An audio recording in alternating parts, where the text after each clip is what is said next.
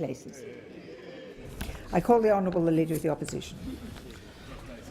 This week will be the last week for 5 weeks that Parliament sits. The government has an opportunity in the next 5 weeks to face the people being punished by this government's unfair and chaotic budget. This Prime Minister loves to talk about manning up and other references to his courage and strength. Perhaps the Prime Minister of Australia should show the courage to talk to the people being harmed by this budget. The Liberal Party, the once great Liberal Party, loved to talk about the forgotten people of Australia once upon a time. Tony Abbott should get out and talk to the people he's forgotten, the people who put him there. He should talk to families who will lose up to $6,000 a year because of this rotten, unfair budget. Does the Prime Minister have the moral courage to talk to a single mum on $50,000 a year and explain why the family payments are being cut? Does he have the strength of character that he likes to claim and talk to parents working hard of modest income who, because their children are older than 6 and not yet 16, will lose family benefit payments? I think not.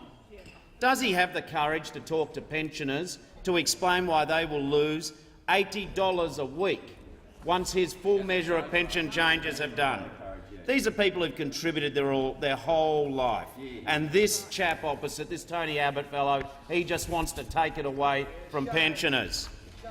He was very keen, this Prime Minister of ours, before the last election, always helpfully popping up at a petrol station, Bowser, talking about the price of petrol.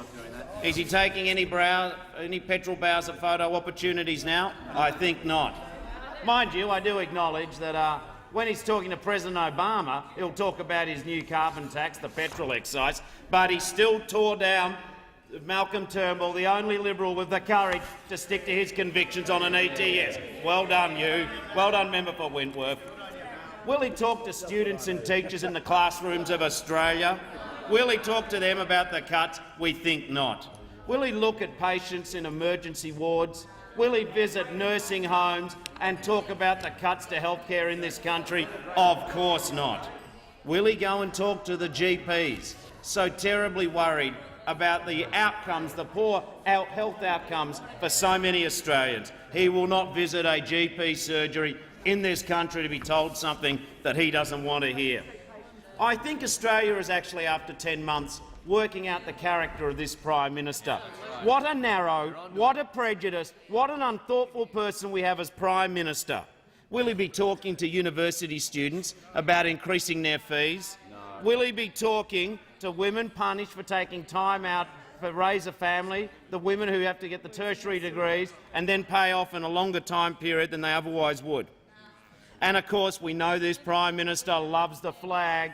He loves the flag. He wraps it around. He would wear it every day, loves a good parade. He's always there talking about how patriotic he is, except when it comes to veterans, except when it comes to their pensions, except when it comes to orphans.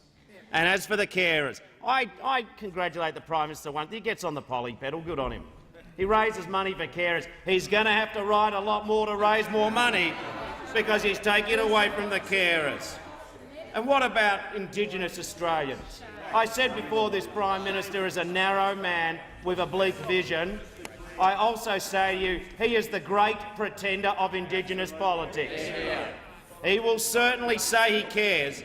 So why is it that he's cutting $500 million from programs to support Indigenous Australians?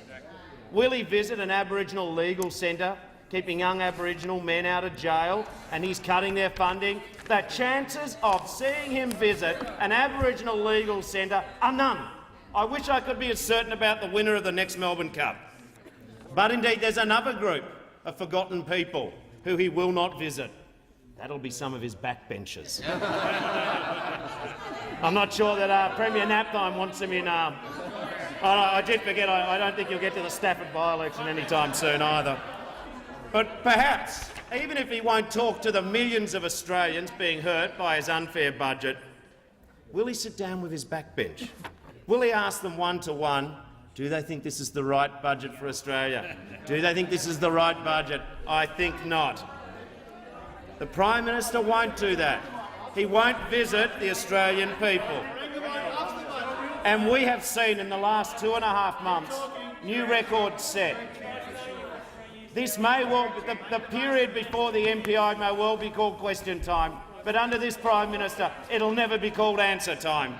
He knows though, in the last 24 hours, his Treasurer, fresh from Fiji, has not helped the budget case.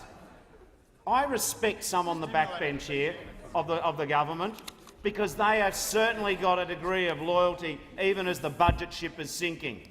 But the Treasurer yesterday embarrassed the whole of the government, because for weeks and for months Tony Abbott would say, I might be wrong, but I'm dumb enough to stick to what I'm doing on this unfair budget. But what he wouldn't do yesterday, what the Treasurer wouldn't do, he said, the Prime Minister said there's no alternative. There is no plan B. Well, that's smart, Sherlock, no plan B. But then what the Treasurer says yesterday, there is an alternative. And I believe that Malcolm Farr in today's Daily Telegraph has nailed that the Treasurer has moved from being cheerful Joe Hockey to grumpy Joe Hockey.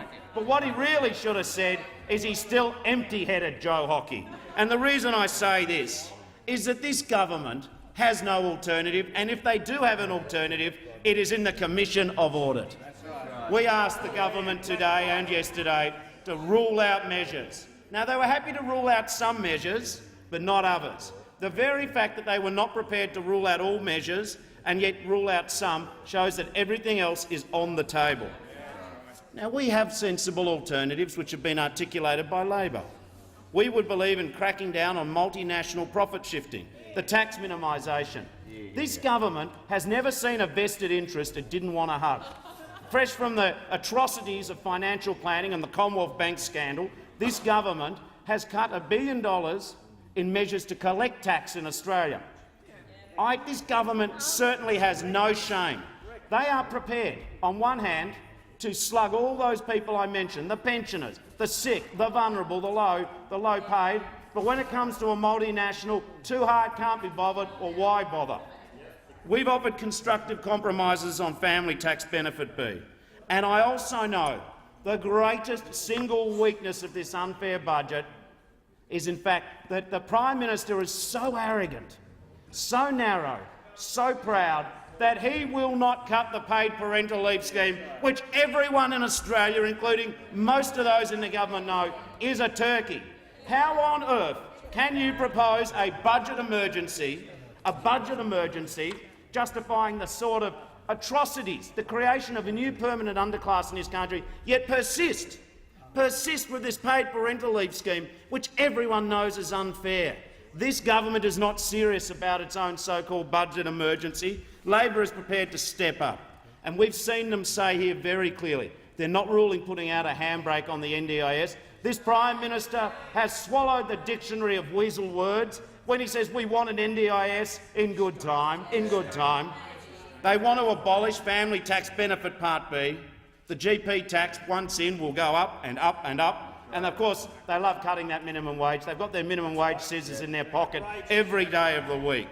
Nothing is safe. This government, though, is so desperate to get through its shonky legislation that we've seen the chaotic week where if this government wants to get something done, they have to go and doff their cap, tip their forelock to Clive Palmer. What a fantastic state for the Liberal Party of Australia and this proud government 10 months ago, so excited to do so much.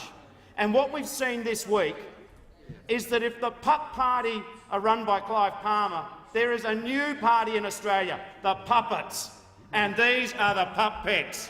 They are being run by Clive Palmer. How embarrassing.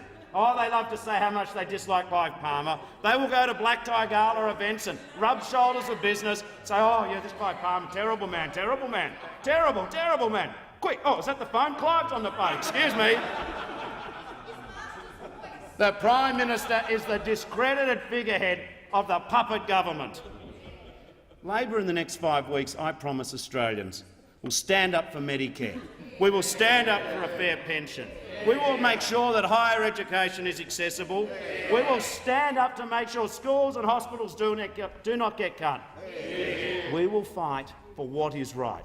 And this government, no matter how much bluster and how much bullying it does, will not defeat the will of the people, and we will stand up for the people.